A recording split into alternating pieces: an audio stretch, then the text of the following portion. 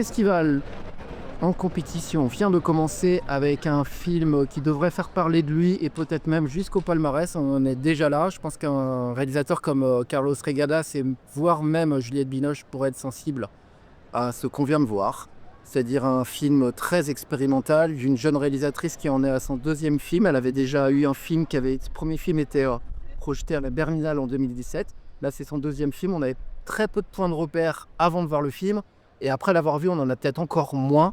Une chose est sûre, c'est que la réalisatrice n'a pas suivi les cours de la Fémis. Elle n'adapte pas un plan de scénario qu'on aurait déjà vu ailleurs, si ce n'est peut-être du côté de Lynch, c'est-à-dire un scénario qui est construit à partir d'images mentales, d'images sensorielles, hein, des thématiques sont traversées qui sont autour de la mort. On est plutôt dans le cauchemar, on est dans un film à la fois démoniaque et angélique.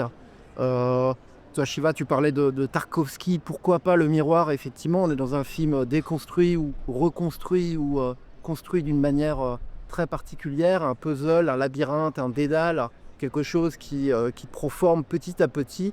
Il faut passer la première demi-heure pour se rendre compte que dans un même lieu se bouscule toute une famille, mais à différentes périodes dans le temps, avec des passerelles qui se font assez souvent via l'image ou via le son. Le sound design est assez extraordinaire sur le film.